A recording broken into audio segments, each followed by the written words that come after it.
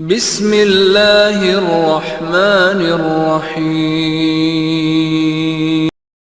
الصلاة والسلام على اشرف الانبیاء والمرسلین نبینا محمد وعلى آلہ واصحابہ اجمعین وبعد۔ علمی و دعوتی خیانت اور فکر و تحریر پہ اس کے اثرات، اس سلسلے کی جو باتیں اس وقت ہمارے سامنے ہیں وہ علمی دعوے داری، علمی اور دعوتی خیانت سے متعلق سیرت اور تاریخ میں پائی جانے والی کچھ مثالیں ہیں۔ ہم نے اس سے پہلے کئی ایک مثالیں پڑھی ہیں۔ اس وقت ہمارے سامنے مثال نمبر 12 ہے اس کتاب کا، اور اس مثال میں شیخ محمد بدر الدین حلبی رحمۃ اللہ علیہ، جن کی وفات 1362 ہجری میں ہوئی ہے، ان کا واقعہ ذکر کیا ہے شیخ بکر بن عبداللہ ابو زید رحمۃ اللہ علیہ نے۔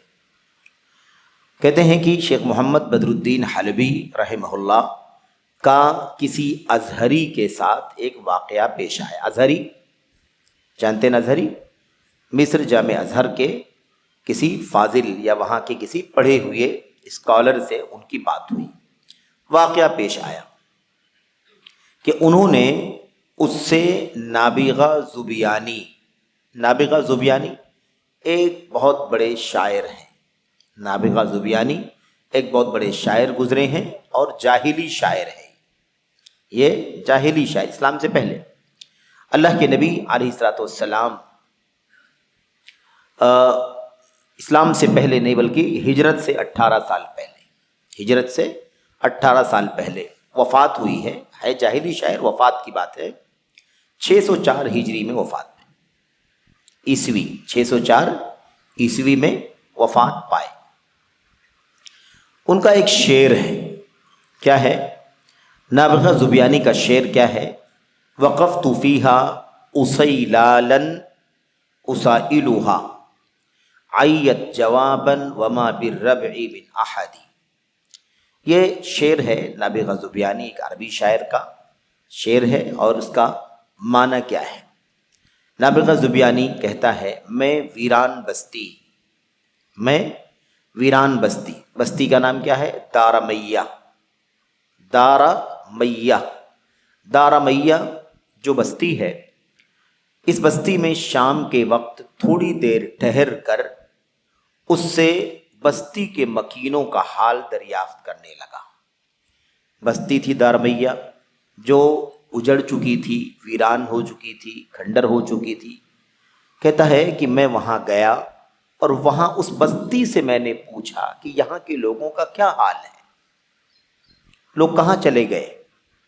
وہاں کا حال دریافت کیا، بستی کے مکینوں کا، وہاں کے رہنے والوں کا، مگر وہ کوئی جواب نہ دے سکی۔ کون؟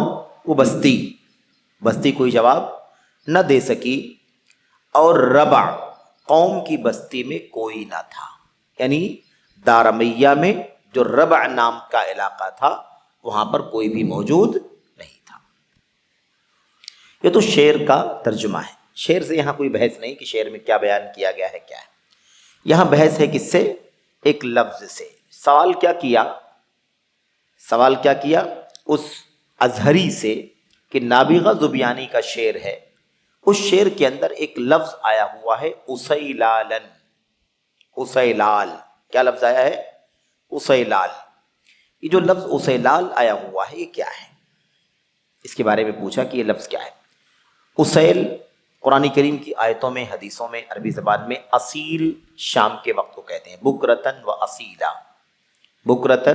اصیلا، بکرا صبح کے وقت کو اور اصیل شام کے وقت کو کہتے ہیں۔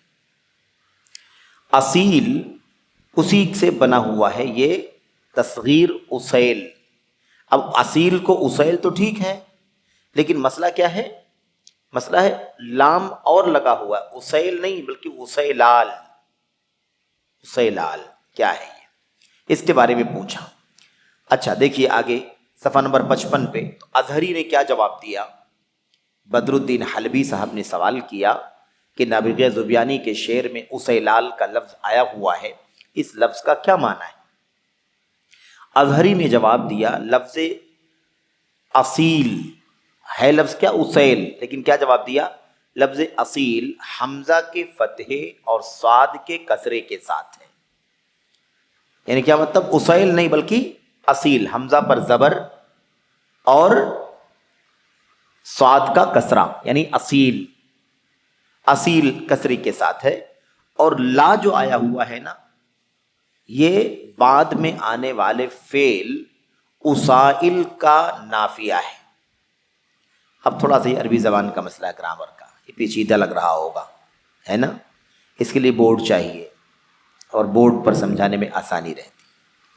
آپ اس کو ایسے سمجھیں کہ اب یہ اگر آپ کے سامنے کتاب ہو تو آپ کو سمجھنے میں آسانی ہوگی کہ اصیل الگ لفظ ہے اور لا کا جو لفظ ہے یہ آگے آنے والے اسائل ورب سے جڑا ہوا ہے. لا کے معنی نہیں کے ہوتے ہیں. جب وہ کسی ورب سے، فعل سے جڑ جائے گا تو اس کا معنی ہو جائے گا نہیں کیا. ٹھیک ہے؟ تو اب لفظ کیا ہے؟ اسیلالا. پوچھا اس کا معنی کیا ہے؟ اظہری نے کیا جواب دیا؟ اسیلالا میں اسیل نہیں بلکہ اصیل ہے. پھر لا کیا ہے؟ تو کہا لا کا لفظ، لا کا تعلق اسیل سے نہیں ہے بلکہ لا کا تعلق آگے والے ورب سے. بات سمجھ میں آ گئی؟ یہ عربی اگر آپ کے سامنے کتاب ہو تو آسان رہے گا. ٹھیک ہے؟ تو جواب یہی دیا کہ لا جو ہے یہ بعد میں آنے والے فعل اسائل کا نافیہ ہے، یعنی نہیں کا معنی دینے کے لیے آیا ہوا ہے. تو ہم نے ان سے کہا، اس ازہری سے، مصر سے، جامع ازہر سے پڑھے ہوئے شخص سے، ہم نے ان سے کہا نہیں بلکہ اسیلالا پورا ایک ہی لفظ ہے. اسیلالا پورا ایک ہی لفظ ہے اور اس کے بعد آنے والا فعل یہ منفی نہیں ہے بلکہ مثبت ہے. اس نے کیا بتایا تھا؟ اصیل لفظ ہے اور لا جو ہے وہ آگے والے لفظ سے جڑا ہوا ہے. ٹھیک ہے؟ انہوں نے کیا جواب دیا؟ ایسا نہیں ہے، الگ الگ ورڈ نہیں ہے یہ، بلکہ اسیلال یہ پورا ایک ہی لفظ ہے، ایک ہی لفظ ہے. اور آگے آنے والا جو فعل ہے ورب، یہ نفی کا نہیں ہے بلکہ مثبت ہے. آپ اس کو لا الگ کر کے اس کے ساتھ نہیں جوڑ سکتے. سمجھ رہے ہیں نا؟ اچھا، تو وہ ہنسے اور فرمایا، اللہ تعالیٰ فرماتا ہے بکرتن و اصیلا، اور تم لوگ کہتے ہو اسیلالا. اظہری نے کیا جواب دیا؟ اظہری نے کہا کہ اللہ تعالیٰ فرماتا ہے بکرتن و اصیلا، یعنی لفظ اصیل ہے، اور تم لوگ کیا کہتے ہو؟ اسیلالا. تم لوگ غلط کہتے ہو، وہ لفظ اسیلال نہیں ہے بلکہ اصیل ہے. یہ اظہری صاحب کا جواب تھا. اب اس کی حقیقت کیا ہے میں آپ کو بتاؤں. نیچے حاشیے میں ہے، صفحہ نمبر 55 پہ نیچے حاشیے میں اس کی وضاحت ہے. اصیل کا جو لفظ ہے اس کے معنی ہوتے ہیں شام کے، اور اسیل جو ہوتا ہے وہ اسی کو چھوٹا بتانے کے لیے ہوتا ہے. جیسے دیکھو جنید نام ہوتا ہے نا، جنید. ٹھیک ہے؟ جنید کے معنی ہوتے ہیں چھوٹا لشکر. اصل لفظ کیا ہے؟ جند. اصل لفظ کیا ہے؟ جند. جند کے معنی لشکر کے ہوتے ہیں. اور اگر بتانا ہو چھوٹا لشکر تو اس کو کیا کریں گے؟ فعیل کے وزن پر کر دیں گے. جنید تو چھوٹا لشکر. ٹھیک ہے؟ عبد کے معنی ہوتے ہیں بندہ، اور چھوٹا بندہ اگر بولنا ہو تو کیا کہیں گے؟ عبید. عبد کے معنی بندہ اور چھوٹا بندہ کہنا ہو تو عبید. تو یہ عربی زبان کا وزن ہے. جب آپ فعیل کے وزن پر کسی لفظ کو لائیں گے تو وہ چھوٹے کا معنی دے گا.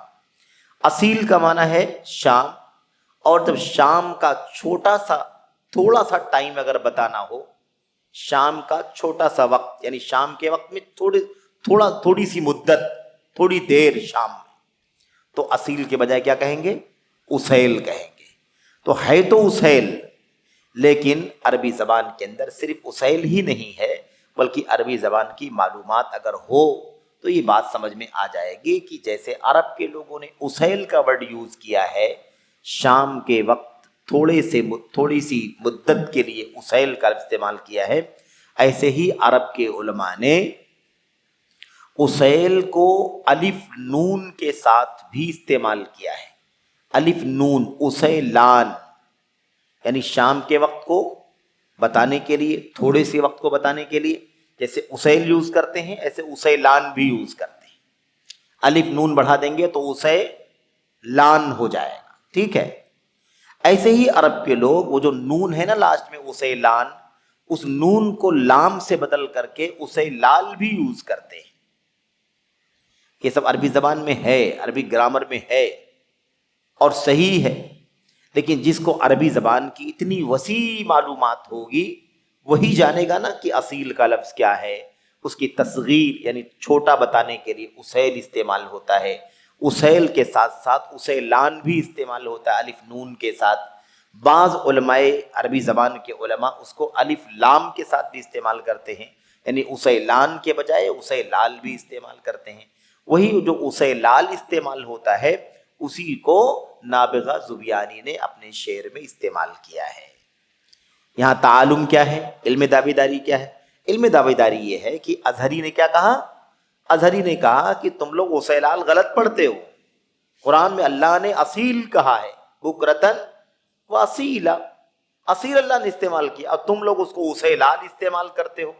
تو گویا کہ ایک چیز جس کا اس کو علم نہیں تھا اظہری صاحب کو، انہوں نے کیا کہا؟ انہوں نے کہا تم غلط استعمال کرتے ہو. قرآن میں اللہ نے بکرتن و اصیلا کہا ہے اور تم لوگ اس کو اسیلالا استعمال کرتے ہو. بات سمجھ میں آ گئی؟ بتانا کیا ہے؟ بتانا یہ کہ بغیر علم کے دعویٰ کیا کہ تمہارا استعمال غلط ہے، صحیح ہے بکرتن و اصیلا. بکرتن و اصیلا سب کو معلوم ہے، اصیل کا لفظ سب کو معلوم ہے. لیکن عربی زبان کی جب وسیع معلومات ہوگی، عربی زبان کا ماہر ہوگا، گہرے علم کا آدمی ہوگا، تو اسے یہ بھی معلوم ہوگا کہ اصیل تصغیر کے لیے اسیل استعمال ہوتا ہے، اسیل کے ساتھ ساتھ اسیلان بھی یوز ہوتا ہے، اسیلان کے علاوہ اسیلال بھی یوز ہوتا ہے. جب سب معلومات ہوگی تو آدمی انکار نہیں کرے گا. لیکن آدمی کے پاس جب کم علم ہو، چھوٹی معلومات ہو، محدود معلومات ہو، تو ایک صحیح چیز کو بھی غلط ٹھہرا دیتا ہے، صحیح چیز کو بھی غلط، صحیح مسئلے کو غلط، صحیح فتوے کو غلط اپنی طرف سے بتلا دیتا ہے. تو ہونا یہ چاہیے کہ آدمی کو جس چیز کا علم نہ ہو توقف کرے اور کہے کہ مجھے اس کا علم نہیں ہے، الا یہ کہ اس کو صحیح طور پر، یقینی طور پر معلوم ہو کہ یہ مسئلہ صحیح اس طرح سے ہے اور لوگ جو معنی سمجھ رہے ہیں، جو مسئلہ سمجھ رہے ہیں وہ غلط ہے، تو پورے یقین کے ساتھ بتلا دے کہ یہ غلط ہے اور کیوں غلط ہے. ورنہ اگر معلومات نہ ہو تو آدمی کو اپنے علم کی حد تک کہنا چاہیے مجھے یہ معلومات ہے، بقیہ جو یہ معلومات، یہ جو لفظ ہے مجھے یہ لفظ نہیں معلوم ہے، مجھے دیکھنا ہوگا، مجھے تحقیق کرنی ہوگی، مجھے سوال کرنا ہوگا، مجھے اس سلسلے میں معلومات حاصل کر کے پھر مجھے اطمینان کرنا ہوگا لفظ کیا ہے. لیکن اظہری نے فوراً، اور وہ بھی نابغہ زبیانی کا شعر ہے، نابغہ زبیانی بہت چوٹی کا شاعر ہے، اتنا آسان نہیں ہے کہ آسانی سے کوئی آدمی کہہ دے کہ یہ لفظ اسیلال کیسے ہو سکتا ہے، اصیلا ہونا چاہیے. سمجھ رہے ہیں نا؟ تو نابغہ زبیانی جیسے شاعر کے شعر کے بارے میں کہنا کہ تم غلط استعمال کرتے ہو، اللہ تعالیٰ نے اس کو اصیل استعمال کیا ہے. یقیناً قرآن کریم میں اللہ نے اصیل استعمال کیا ہے، لیکن عربی زبان بہت کشادہ ہے، وہ اسیلال بھی استعمال ہوا ہے، اسیلان بھی استعمال ہوا ہے تصغیر کے لیے، اس لیے اس میں کوئی عیب کی بات نہیں. تو نیچے حاشیے میں صفحہ نمبر 55 میں یہ بات آ گئی ہے، قاعدے کے مطابق اصیل عصر اور مغرب کا درمیانی وقت. اصیل کسے کہتے ہیں؟ شام کا وقت، مغرب اور عصر اور مغرب کے بیچ کا وقت. اس کی تصغیر جانتے ہیں نا، چھوٹا بنانا، چھوٹا ثابت کرنا، اسیل آتی ہے. مگر بعض علماء لغت نے الف اور نون کا اضافہ کر کے اسیلان استعمال کیا ہے، اور یہ بھی معروف لغت ہے، یہ بھی کیا ہے؟ معروف ہے، جانی پہچانی زبان ہے، کوئی اس میں عیب کی بات نہیں ہے. البتہ بعض لوگوں نے اس کے نون کو لام سے بدل کر اسیلال بھی استعمال کیا ہے، جو شاذ کے قبیل سے ہے، لیکن عربی زبان میں استعمال ہے. شاذ کے قبیل سے یعنی مطلب بہت کم استعمال ہے، نادر استعمال ہے، جیسا کہ نابغہ زبیانی کے اس شعر میں آیا ہے. تو یہ بات اپنی جگہ پر واضح ہو جانی چاہیے کہ اصیل کا لفظ صرف اصیل نہیں ہے، بلکہ تصغیر اسیل آتی ہے، اسیل کے علاوہ اسیلان، اسیلال سب استعمال ہوتا ہے، اور نابغہ زبیانی نے اپنے شعر میں یہی استعمال کیا ہے. اس لیے اس کو غلط کہنا خود غلط ہے، لا علمی کی دلیل ہے، اس لیے ایسا نہیں ہونا چاہیے. تو دیکھا آپ نے یہ مثال آ گئی کہ نہیں آ گئی کہ لوگوں نے کس طرح سے تعالم، علمی دعویداری کی اور ایک غلط چیز کو ایک صحیح چیز کو غلط ثابت کرنے کی کوشش کی۔ اچھا، اسی طرح مثال نمبر 13 میں دیکھیے، کہتے ہیں اسی طرح محمد بن عبد الواحد الباوردی، ابو عمر زاہد، جن کا عرف کیا ہے، معروف کیا ہے، لقب غلام ثعلب، غلام ثعلب کے نام سے جانے جاتے ہیں، محمد بن عبد الواحد الباوردی۔ ان کی وفات 345 ہجری میں ہوئی ہے۔ ان کے ساتھ بغدادیوں کا ایک واقعہ پیش آیا ہے، بغدادیوں کا ایک واقعہ پیش آیا ہے، جیسا کہ ان کی سیرت میں موجود ہے۔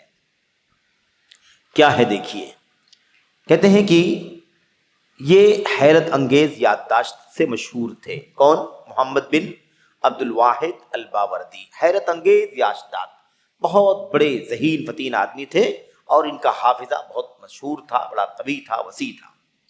ان کے وسیع حافظے کے سبب ادبا، یعنی عربی زبان کے ماہرین، عربی زبان کے ماہرین ان پر تانا زنی کرتے تھے۔ یعنی کیا مطلب؟ عیب لگاتے تھے۔ تانا زنی، عیب لگانا، کمیاں نکالنا، اور علم لغت میں انہیں قابل اعتماد نہیں سمجھتے تھے۔ اب وسیع حافظے کے مالک تھے، جیسے آپ نے مبرد کے بارے میں پڑھا، وسیع علم تھا ان کے پاس۔ اس سے پہلے ہم نے ابن جنی کے بارے میں پڑھا تھا، وسیع علم کے مالک تھے، تو بہت ساری چیزیں ایسی ہوتی تھی کہ لوگ کہتے تھے غلط بولتے ہیں، کیونکہ ہر چیز کا جواب دے رہے ہیں، ہر مسئلے میں دلیل پیش کر رہے ہیں، ہر مسئلے میں شعر پیش کر رہے ہیں دلیل کے طور پر۔ تو ادبا جو تھے وہ ان پر تانا زنی کرتے تھے، اور علم لغت میں انہیں قابل اعتماد نہیں سمجھتے تھے۔ یہاں تک کہ عبید اللہ بن ابو الفتح نے کہہ دیا کہ اگر فضا میں کوئی پرندہ پرواز کر رہا ہو تو ابو عمر زاہد کہہ دیں گے ہم سے ثعلب نے ابن العرابی کے واسطے سے بیان کیا، اور اس بارے میں کچھ نہ کچھ ضرور ذکر کر دیں گے، جبکہ محدثین انہیں ثقہ قرار دیتے تھے۔ تو محدثین کے ہاں تو قابل اعتبار تھے، لیکن عربی زبان کے علماء ادبا انہیں کیا سمجھتے تھے؟ انہیں ناقابل اعتبار سمجھتے تھے۔ معاملہ کیا تھا؟ اتنا زیادہ یہ بولتے تھے، ہر مسئلے کا جواب، ہر مسئلے کا جواب، یہاں تک کہ عبید اللہ بن ابو الفتح نے کیا کہا؟ اگر فضا میں کوئی پرندہ اڑ رہا ہو نا، کہ پرندہ اڑ رہا ہو اور اس کے بارے میں اگر پوچھا جائے تو ابو عمر کیا کہہ دیں گے؟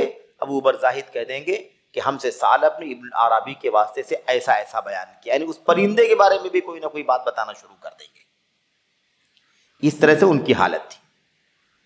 اچھا آگے دیکھیے، خطیب بغدادی رحمہ اللہ فرماتے ہیں میں نے اپنے تمام مشائخ کو دیکھا کہ وہ انہیں ثقہ قرار دیتے تھے، وہ انہیں قابل اعتبار قرار دیتے تھے، اور ان کی باتوں کی تصدیق کرتے تھے، یعنی وہ سچ بولتے ہیں۔ ان سے کسی چیز کے بارے میں پوچھا جاتا تھا تو وہ اس کا جواب دیتے تھے۔ اب اصل بات آگے آ رہی ہے، ابھی ان کے حالات بیان کر رہے تھے کہ ان کے حالات کیا تھے، واقعہ آگے آ رہا ہے۔ کہتے ہیں کہ ان سے کسی چیز کے بارے میں پوچھا جاتا تھا تو اس کا جواب دیتے تھے، کوئی بھی بات ہو جواب دیتے ہی تھے، ہر چیز کا جواب، ہر چیز کا جواب۔ اور 1 سال کے بعد پھر وہی سوال کیا جاتا تھا تو بعین ہی وہی جواب دیتے تھے۔ یہ حالت تھی۔ مطلب کیا ہے؟ اگر جواب صحیح آدمی دیتا ہے، علم کی روشنی میں دیتا ہے، تب تو پھر 1 سال کے بعد بھی وہی جواب دے گا وہ۔ لیکن اگر آدمی بلا علم جواب دیتا ہے، کچھ اپنی طرف سے بول دیتا ہے، تو 1 سال کے بعد بھول بھی تو سکتا ہے کہ میں نے پتہ نہیں کیا جواب دیا تھا اس ٹائم پر۔ لیکن حافظہ ایسا تھا، یادداشت، کہ جو سوال کیا گیا بہت پہلے کیا گیا، جو جواب اس وقت دیا تھا وہ ان کو برابر یاد رہتا تھا کہ اس سے پہلے یہ سوال آیا ہے، اس کا جواب میں نے یہ دیا ہے۔ تو 1 سال یا اس سے بھی زیادہ کا عرصہ گزرتا تھا تو بھی جواب وہی دیا کرتے تھے وہ۔ یہ دیکھیے آگے واقعہ بیان کیا گیا۔ بیان کیا جاتا ہے کہ بغداد میں ایک جماعت نے نہر سرات کا پل پار کیا، عبور کیا، یعنی پار کیا۔ بغداد میں ایک جماعت نے نہر سرات کا پل عبور کیا اور آپس میں مشورہ کیا کہ ان پر کون سا جھوٹ گڑا جائے۔ کون سا جھوٹ گڑا جائے؟ ہر چیز کا جواب دیتے ہیں، اس سے پہلے بات آئی نا القی بعض والی، استبقی بعضنا، تو القی بعضنا والی بات اس سے پہلے آئی۔ یہاں بھی دیکھیے یہ اور زیادہ یہ اہم واقعہ ہے۔ اس میں کہتے ہیں کہ ان پر کون سا جھوٹ گڑھا جائے، آپس میں مشورہ کیا کہ بھئی ایسا کوئی لفظ نکالو، ایسی کوئی چیز بناؤ جس کے بارے میں ہم ان سے پوچھیں اور وہ ورڈ ہو ہی نہ۔ دیکھتے ہیں کیا جواب دیتے ہیں، کیونکہ ہر چیز کا جواب دیتا ہے یہ آدمی۔ پرندہ اڑ رہا ہو تو اس کے بارے میں بھی کچھ نہ کچھ اپنی صنعت سے بیان کر دے گا اس کے بارے میں. چلو پوچھتے ہیں. چنانچہ ان میں سے ایک شخص نے کہا میں لفظ القنطرہ میں تصحیف کروں گا. القنطرہ پل کے معنی میں آتا ہے. القنطرہ کے معنی کیا ہے؟ پل. بلکہ چھوٹا پل جو ہوتا ہے نا، چھوٹی سی پلیا جو ہوتی ہے اس کو کیا کہتے ہیں؟ القنطرہ. تو القنطرہ کا لفظ کیا جواب دیا اس نے کہا کہ میں لفظ القنطرہ میں تصحیف کروں گا. تصحیف کسے کہتے ہیں؟ حروف کی ترتیب آگے پیچھے کروں گا. القنطرہ میں کیا ہے؟ الف لام قاف نون تا را ہا. تو الف لام تو ال ہے، یہ معروف بنانے کے لیے. قنطرہ کا لفظ ہے. قنطرہ کے لفظ میں تحریف کروں گا. کیسے تحریف کروں گا؟ الٹا. الٹا کیا بن جائے گا؟ ہا را تا اور نون اور قاف. آگے بات سمجھ میں؟ ادھر سے آپ دیکھیں گے تو حروف کیا بنیں گے؟ اس طرح سے حروف بنیں گے. قنطرہ ادھر سے قاف نون تا را ہا بنے گا، ادھر سے ہا را تا نون قاف، اس طرح سے بنے گا. تو ایک آدمی نے کہا کہ میں ایسا سوال کرنا چاہ رہا ہوں کہ القنطرہ کے لفظ کو تصحیف کروں، یعنی اس کو الٹ دوں اور ان سے اس کا معنی پوچھوں گا تاکہ دیکھیں کہ وہ کیا جواب دیتے ہیں. بہر گئے ان کے پاس پہنچے تو اس شخص نے ان سے کہا اے شیخ، اہل عرب کے یہاں الہرطنک، القنطرہ کا الٹا الہرطنک، القنطرہ کا عکس کا معنی کیا ہے؟ اس کا معنی کیا ہے؟ انہوں نے فرمایا اس کا یہ معنی ہے. یعنی لفظ سنا اور فوراً اس کا معنی کچھ نہ کچھ بتلا دیا. کیا معنی بتلایا؟ روایت میں نہیں ہے. روایت میں معنی کیا بتایا وہ نہیں ہے، لیکن معنی بتلایا یہ ہے. یعنی فوراً لفظ سنا الہرطنک، معنی کیا ہوتا ہے؟ کہا اس کا فلاں فلاں معنی ہے، اور کچھ بات ذکر کی، یعنی کچھ بات اس کے بارے میں بتائی کہ ہرطنک کا معنی یہ ہوتا ہے، ایسے ایسے ہوتا ہے. یہ سن کر سارے لوگ ہنسے اور وہاں سے واپس آ گئے. دیکھو عجیب و غریب بات بھی ہے. ہم نے القنطرہ کے لفظ کو الٹ کر کے پوچھا تو اس کا بھی معنی بتلا دی، اور اتنے اس کے بارے میں بہت ساری باتیں بتلا دی. ایسا ہوتا ہے ویسا ہوتا ہے، یہ ہے. کیسے ایک آدمی کسی چیز کے بارے میں ڈیٹیل میں جانتا ہو تو اس کی ساری تفصیل بیان کر دیتا ہے کہ وہ ایسا ہوتا ہے ویسا ہوتا ہے، اس کی کیفیت یہ ہوتی ہے، فلاں ہوتا ہے، سب بیان کر دیا. وہاں یہ سن کر سارے لوگ ہنسے اور وہاں سے واپس آ گئے. ٹھیک ہے، واپس آ گئے. 1 ماہ گزرنے کے بعد پھر ان کے پاس ایک دوسرے شخص کو بھیجا.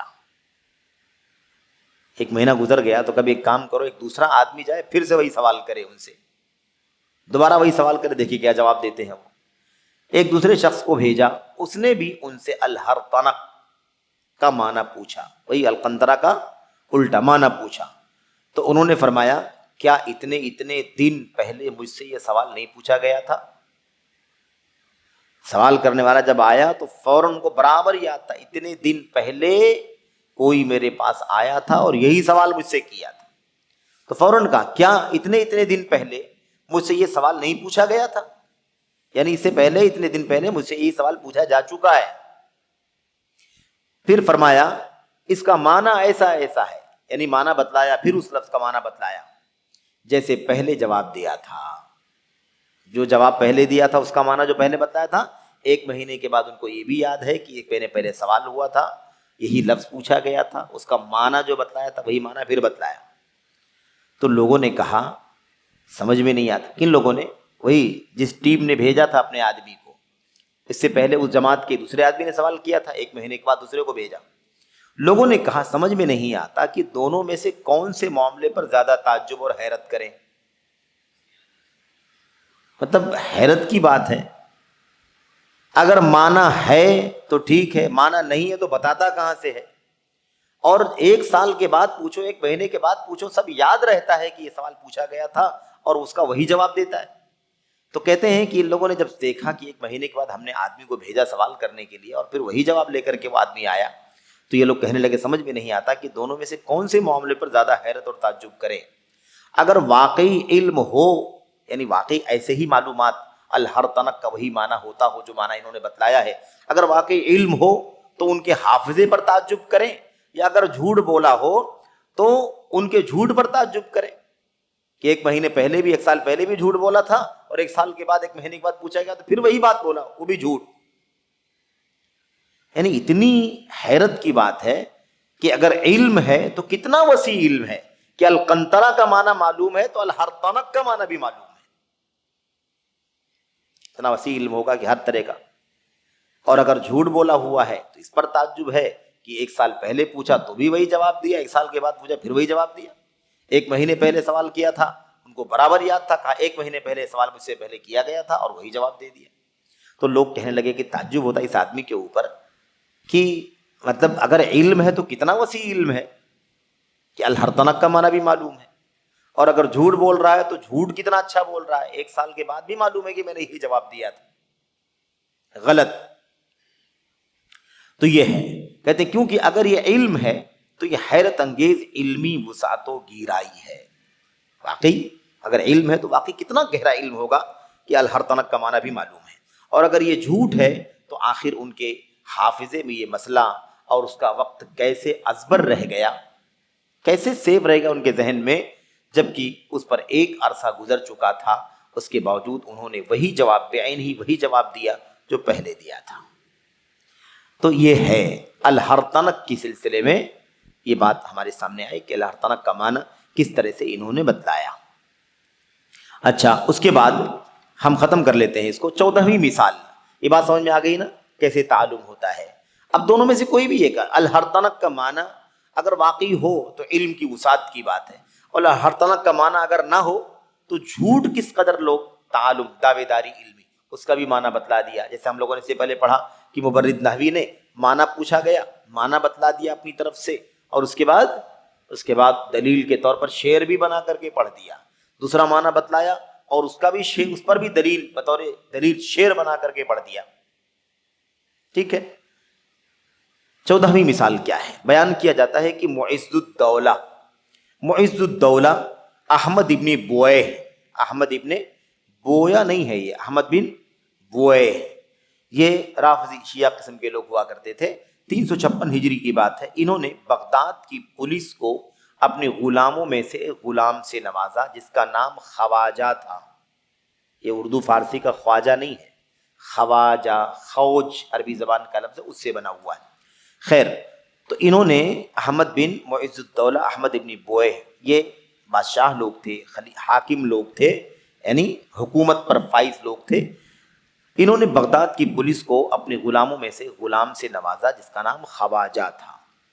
تو ابو عمر زاہد اور غلام ثعلب، یہ نام اس سے پہلے آ چکا ہے، غلام ثعلب کی بات اس سے پہلے آئی نا، اسی واقعے میں وہی ہے.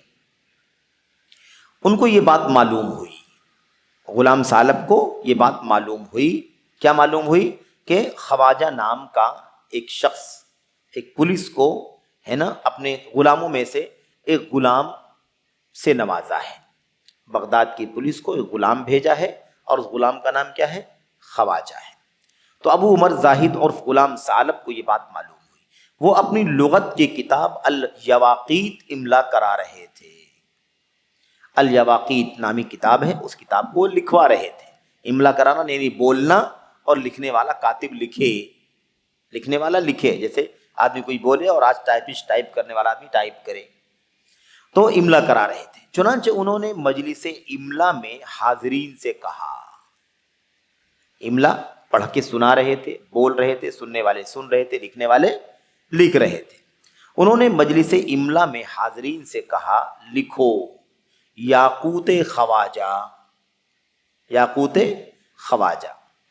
اب خالی انہیں معلوم پڑا کہ خواجہ نام کا کوئی غلام بغداد کی پولیس والوں کو دیا گیا ہے، تو انہوں نے اس کو لے لیا اور کیا کر لیا؟ انہوں نے اپنی کتاب یاقوت الیواقیت کے اندر یاقوت خواجہ کے نام سے اس کو بھی لکھوانا شروع کر دیا. کیونکہ عربی زبان میں الخواج کا اصلی معنی بھوک ہے. الخواج کا اصلی معنی کیا ہے؟ بھوک ہے. عربی زبان میں بھوک کو الخواج کہتے ہیں. پھر اس پر ایک باب کی تفریح کی، بھئی الخواج نام، خواجہ نام کا تو آدمی تھا، وہ خواجہ نام کا کیا تھا؟ غلام تھا، غلام کا نام تھا خواجہ. ٹھیک ہے. اب انہوں نے کیا کیا؟ اس کو اپنی کتاب میں نوٹ کر ڈالا، اور اس کا نام کیا، اس کا لفظ کا معنی کیا تھا؟ بھوک. اچھا، اس پر ایک باب کی تفریح کی اور انہیں املا کرایا. باب کی تفریح کی، املا کرایا مطلب یعنی اس سے اور کون کون سے مسئلے نکلتے ہیں، اس سے کون کون سا ورڈ نکلتا ہے، یہ لفظ کا معنی یہ ہوگا، اس لفظ کا معنی یہ ہوگا، اس کا ایک نتیجہ، یعنی اصل سے فرع نکالنا، ایک اصل سے شق نکالنا، اس کے پارٹس نکالنا، اس کی شاخیں نکالنا. یعنی گویا کہ اس سے بہت ساری باتیں نکال کر اس کا یہ معنی بنے گا، اس کا یہ معنی بنے گا. اس طرح سے انہوں نے ایک باب کی تفریح کی اور اسے انہیں املا کرایا. تو لوگوں نے اسے ان کا سنگین ترین جھوٹ شمار کیا اور کتب لغت میں اسے تلاش کیا. بھئی کہاں ہے یہ لفظ، کہاں ہے عربی زبان کی کتابوں کے اندر، کہاں سے اتنی تفریح کر لیا، کہاں سے اس پر مسئلہ در مسئلہ نکال دیا، یہ لفظ تو ہے ہی نہیں کہیں. خواجہ ایک آدمی کا نام ہے، ٹھیک ہے. تو لوگوں نے کیا کہا، لوگوں نے سفید جھوٹ ہے، یہ سنگین ترین جھوٹ شمار کیا اور کتب لغت میں اسے تلاش کیا کہ چلو دیکھو عربی زبان کی کتابوں میں اس کا معنی ملتا ہے کیا، ہے ہی نہیں کہیں، یہ لفظ ہے ہی نہیں کہیں. چنانچہ ابو علی حاتمی نے، جو ان کے شاگردان میں سے تھے، کس کے شاگردان میں، انہی کے غلام ثعلب کے شاگردان میں سے تھے، انہوں نے کہا ہم نے امالی الحامز، کتاب کا نام ہے یہ، ہم نے امالی الحامز میں ثعلب کے واسطے سے ابن العربی سے روایت کیا ہے کہ الخواج کا معنی بھوک ہے. کہاں سے لے لیا، اسی کتاب سے لیا، اور کسی کتاب میں موجود نہیں ہے. اسی کتاب میں انہوں نے یہ معنی لکھا اور وہیں سے ان کے شاگردوں نے بیان کرنا شروع کر دیا. تو ایسا بھی ہوتا ہے، یہ بھی ہے تعلم، یہ بھی ہے علمی دعوے داری کی بات اپنی طرف سے اٹھا کر کے کتاب میں نوٹ کر دی جائے، اس کا معنی بتایا جائے، اس کے برانچز نکالے جائیں، اس کی شاخیں نکالی جائیں، اور پورا ایک مکمل ایک سسٹم، پوری ایک تفصیلی معلومات کے طور پر کتاب میں اسے شامل کر دیا جائے. تو اس طرح کے بھی تعلم پائے گئے، اس طرح کی بھی علمی دعوے داری پائی گئی ہے. اس کے بعد دیکھیے ایک 15ویں اور آخری مثال، یہ کیا ہے. شیخ لکھتے ہیں بکر بن عبداللہ ابو زید، کہتے ہیں کبھی کبھار کسی جھوٹے کا امتحان لینے کے لیے جھوٹ گڑھنے کا کام دونوں جانب سے ہوتا ہے، یعنی جھوٹ بولنے والا بھی اور جھوٹ کا امتحان لینے والا بھی. تو جھوٹ بولنے والا جو ہے وہ تو جھوٹ بول ہی رہا ہے، اور جو امتحان لینے والا ہے وہ بھی جھوٹ بول کر کے امتحان لے رہا ہے، جھوٹ گڑھ کے. سارے واقعات میں چیز پائی گئی.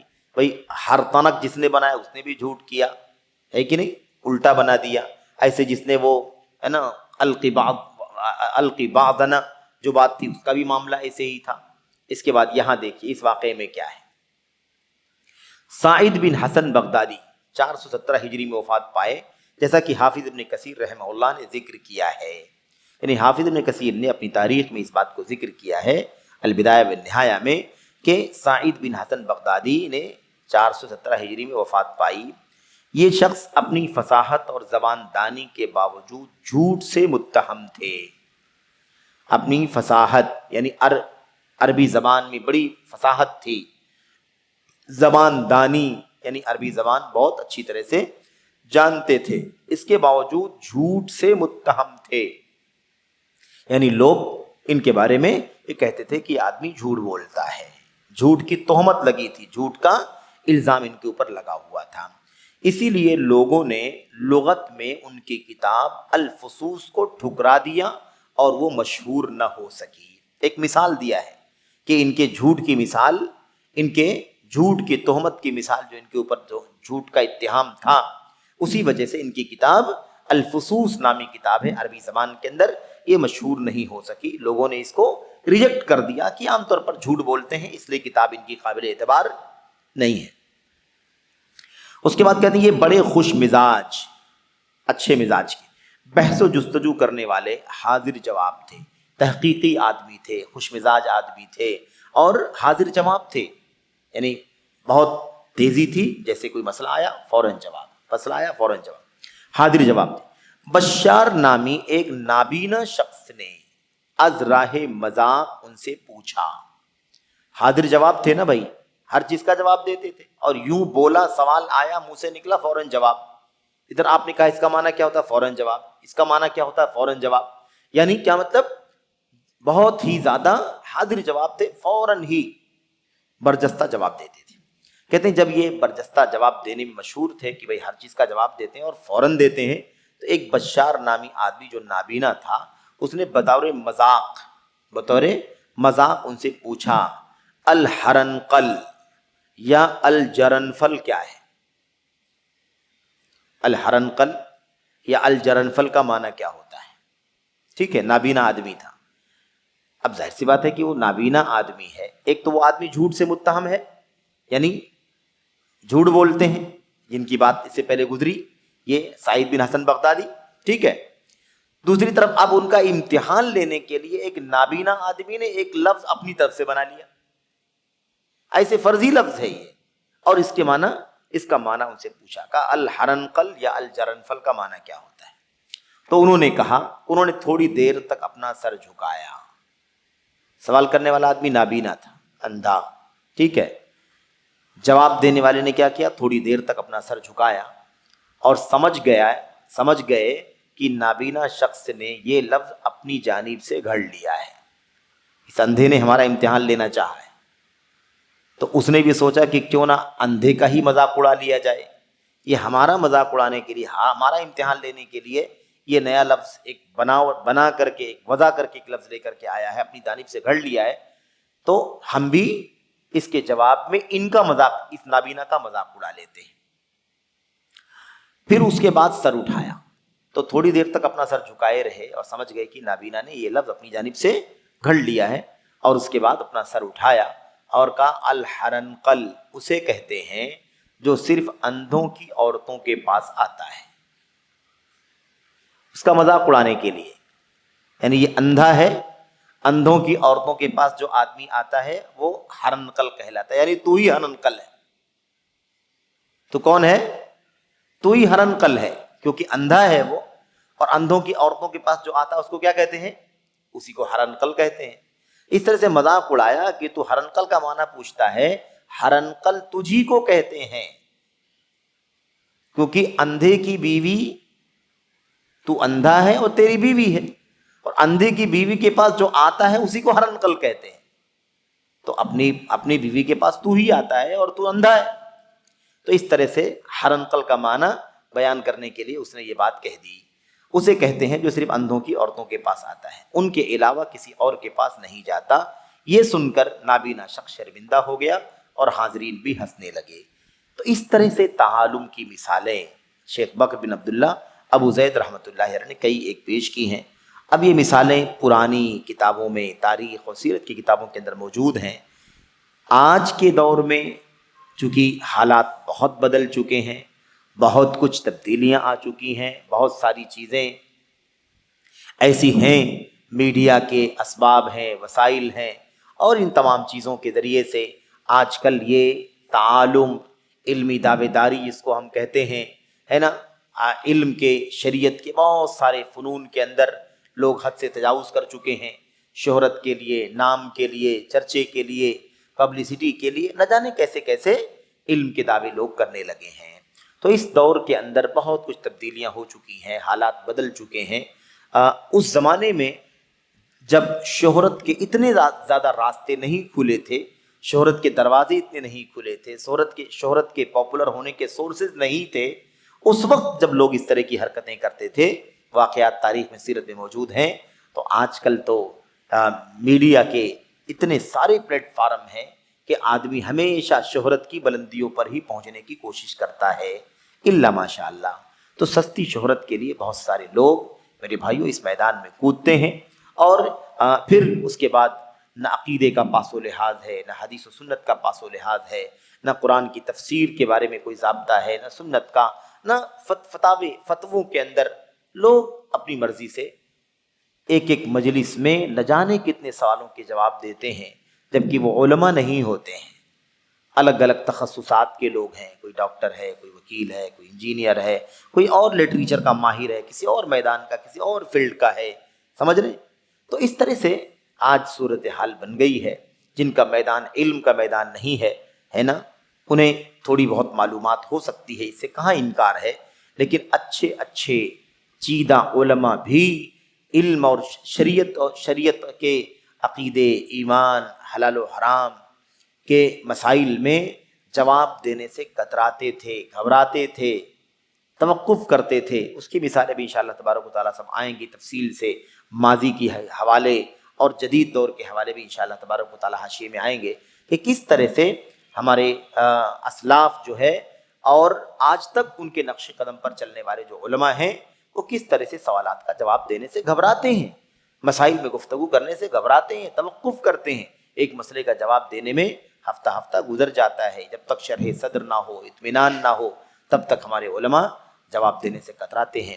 لیکن افسوس یہ ہے کہ علماء تو ڈرتے ہیں، گھبراتے ہیں، کتراتے ہیں، لیکن جو علماء نہیں ہیں ایسے لوگ بڑی جرأت کے ساتھ مجلسیں سوال و جواب کی خود سے منعقد کرتے ہیں، خود سے مجلس سوال و جواب ہے نا، اور اعلان، جو پوچھنا چاہو پوچھو، جو پوچھنا چاہو پوچھو، ہم آپ کا جواب دینے کے لیے تیار ہیں، ہمت کرو پوچھو، ہمت کرو سوال کرو۔ اس طرح سے مطلب آپ کو، ہم کو، عوام کو ورغلایا جاتا ہے کہ بھئی ہمارے پاس ہر چیز کا جواب ہے، ہر سوال کا جواب ہے، جو پوچھنا چاہو پوچھ سکتے ہو۔ آپ سوچئے کس طرح سے ہمیں یہ راستہ پرخطر معلوم ہوتا ہے کہ اللہ تبارک و تعالیٰ کے ہاں جواب دہی ہے، اور مسائل میں، دین و شریعت کے عقیدے میں، حلال و حرام میں اگر غلطی انسان کرتا ہے، مفتی فتویٰ دینے والا، تو اللہ کے نبی علیہ السلام نے فرمایا فتویٰ پوچھنے والا چلا جائے گا، اس فتوے پر عمل کرے گا، جتنے لوگ بھی عمل کریں گے اس فتوے پر، اس فتوے کا گناہ فتویٰ دینے والے پر ہوگا۔ یہ خطرناک مسئلہ ہے۔ تو من افتیا، من استفتا و افتیا بغیر علم فانما اسمہ علی من افتاہ، جس شخص نے فتویٰ پوچھا یعنی مسئلہ پوچھا اور اسے بلا علم فتویٰ دیا گیا، بلا علم فتویٰ دیا گیا، حلال ہے، حرام ہے، جائز ہے، ناجائز ہے، کر سکتے ہو، نہیں کر سکتے ہو، جواب دے دیا گیا۔ اللہ کے نبی نے فرمایا فانما اسمہ علی من افتاہ، تو اس کا گناہ مفتی پر ہوگا، اس کا گناہ فتویٰ دینے والے پر ہوگا۔ تو آج صورتحال یہ ہے کہ علماء ہی نہیں ہوتے، چھوٹے ہونا، کم علم ہونا تو بات کی بات ہے، علم سے گہری وابستگی ہی نہیں ہوتی ہے، شاگردی اساتذہ کی ہوتی ہی نہیں ہے، اہل علم کے سامنے گھٹنے ٹیک کر پڑھنے کی نوبت ہی نہیں آتی ہے۔ میڈیا ہے، یہاں سے وہاں سے تھوڑی بہت معلومات لے کر کے لوگ اتنی جرأت کرتے، اتنی جسارت کرتے ہیں کہ دین اور شریعت کے عقیدے کے تقریباً تمام مسائل میں جواب دینے میں کسی بھی طرح کا انہیں میرے بھائیوں خوف نہیں ہوتا، پوری جرأت کے ساتھ جواب دیتے ہیں۔ ہمیں چاہیے کہ ہم اس راستے کو، اس کی سنگینی کو، اس کی خطرناکی کو سمجھیں اور اپنے آپ کو اللہ تبارک و تعالیٰ کے یہاں جواب دہی کے لیے تیار رکھیں، باز پرس کے لیے تیار رکھیں۔ ہمیں جب علم نہیں ہے تو ہم مکلف نہیں ہیں کہ جواب دیں، کوئی مکلف نہیں ہے۔ جس آدمی کس بات کا مکلف ہے، یعنی کس بات کی ذمہ داری ہے، آدمی پر کیا ذمہ داری عائد ہوتی، وہ صرف یہی، علم ہو تو جواب دے دے، علم نہ ہو تو کہہ دے کہ میں نہیں جانتا۔ یہ علماء کے لیے بات ہو رہی ہے، لیکن جو لوگ علم کے میدان کے ہوں ہی نہ، ان کی طرف سے اگر اس طرح کی صورتحال بنے کہ سینکڑوں سوالات کے جوابات وہ دے رہے ہیں، گھنٹوں سوالات کے جوابات دے رہے ہیں، تو یہ بہت زیادہ سنگین اور خطرناک مسئلہ ہے۔ اللہ تبارک و تعالی ہم کو، آپ کو علم کی راہ سے، علم کی راہ کا راہی بننے کی توفیق عطا فرمائے۔ اہل علم، مشائخ، اساتذہ، کبار علماء سے اللہ تبارک و تعالی جو خالص توحید و سنت اور سلف امت کے منہج کے علماء ہوں، ان سے علم حاصل کرنے کی توفیق عطا فرمائے، اور اللہ تبارک و تعالی ہمیں طالب علم بننے کی توفیق عطا فرمائے۔ لوگ طالب علم بننے سے پہلے، طالب علم سے پہلے معلم، مربی، مفتی، قاضی، محدث سب بننے کی کوشش کرتے ہیں، لیکن طالب علم نہیں بننا چاہتے، اس میں انہیں حتک محسوس ہوتی، جبکہ طالب علم بننا یہ سب سے بڑی سعادت کی بات ہے، سب سے بڑی سعادت کی بات ہے کہ آدمی علم حاصل کرے۔ یہ اس گفتگو کا حاصل ہے، خلاصہ ہے۔ یہ 15 مثالیں سیرت اور تاریخ کی علامہ بکر بن عبداللہ ابو زید رحمۃ اللہ علیہ نے پیش کی ہیں، یہ اور اس طرح کی بہت ساری مثالیں کتابوں کے اندر موجود ہیں۔ ہم انشاءاللہ تبارک و تعالی موجودہ زندگی کی سرسری صورتحال، موجودہ زندگی کی سرسری صورتحال یعنی کرنٹ جو حالات ہیں، ہماری جو یہ زندگی ہے، اس زندگی کی کیا صورتحال ہے، اس پر انشاءاللہ تبارک و تعالی اگلے درس میں آپ کے سامنے گفتگو ہوگی، اور پھر اس کے بعد انشاءاللہ تبارک و تعالی ہم اگلے موضوع میں بطور براہ راست تعالم کی مثالوں میں انشاءاللہ تبارک و تعالی داخل ہوں گے۔ اللہ سے دعا ہے کہ اللہ تبارک و تعالی ہمیں ان باتوں کو سمجھنے کی اور اس کے مطابق عمل کرنے کی توفیق عطا فرمائے۔ آمین رب العالمین، وصلی اللہ وسلم وبارک علی نبینا محمد وعلی آلہ وصحبہ اجمعین۔ السلام علیکم ورحمۃ اللہ وبرکاتہ۔